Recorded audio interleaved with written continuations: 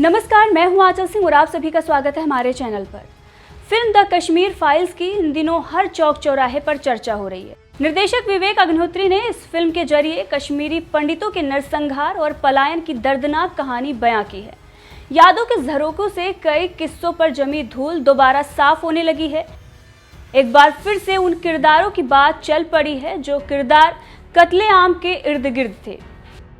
एक ऐसा ही किरदार है यासीन मलिक, वही यासीन मलिक जिसने भारतीय वायुसेना के 4 निहत्थे अधिकारियों की हत्या की बात कैमरे पर कबूल की थी।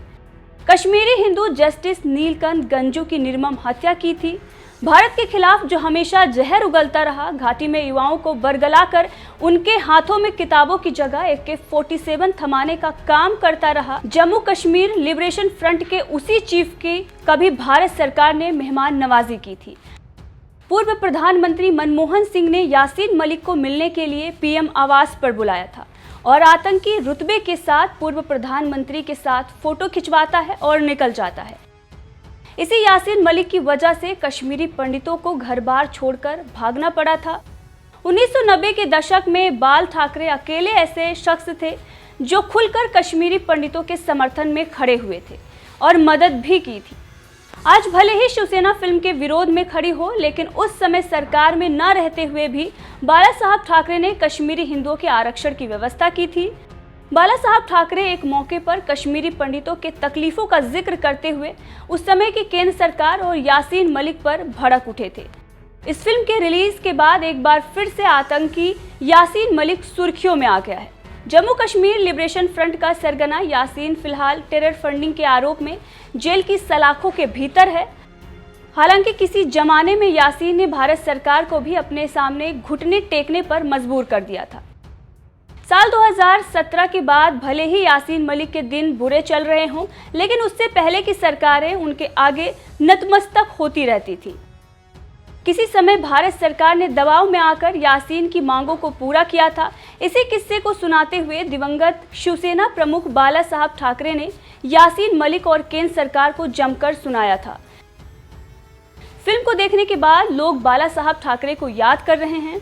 बाला साहब ठाकरे ने जम्मू कश्मीर स्थित हजरत बल मस्जिद का वो किस्सा बताया था जब केंद्र सरकार को मजबूरन आतंकी यासीन की हर मांग को पूरा करना पड़ा था। दरअसल हजरत बल मस्जिद के पास खंदक यानी कि गड्ढे खोदे गए थे। उस दौरान वहां सेना को भी तैनात कर दिया गया था। इस बात से नाराज यासीन मलिक ने आमरण अनशन शुरू कर दिया था।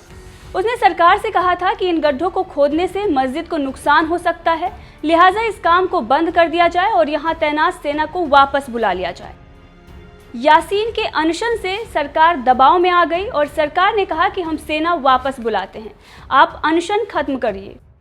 इस तरह एक आतंकी के सामने सरकार को झुकना पड़ा था और सेना भी वापस बुलानी पड़ी थी। बाला साहब ठाकरे ने इस किस्से को सुनाते हुए कहा कि इस अनशन के बाद यासीन मलिक का एक चर्चित टीवी शो इंटरव्यू भी लिया गया था। इस इंटरव्यू में यासीन ने कहा था कि अगर इस दुनिया में कोई सबसे बड़ा अपराधी या गुनहगार है तो वो महात्मा गांधी और सुभाष चंद्र बोस हैं। यासीन के इस बयान के बाद भी उस पर कहीं किसी भी प्रकार की कार्रवाई नहीं की गई, जबकि कोई नाथूराम गोडसे का नाम भी ले लेता तो उसके खिलाफ मुकदमे दर्ज करा दिए जाते। लेकिन यासीन मलिक के खिलाफ कोई भी आपराधिक कार्रवाई या मुकदमा दर्ज नहीं किया गया। साथ ही उनका यह भी कहना था कि अगर केंद्र सरकार इस तरह से काम करेगी तो भ्रष्टाचार के अलावा देश में कुछ भी नहीं होगा। यासीन मलिक पर मेहरबान उन सरकारों पर आपकी क्या राय है और यासीन मलिक जैसे आतंकियों के साथ सरकार को कैसा सलूक करना चाहिए, इस पर अपनी राय जरूर रखें।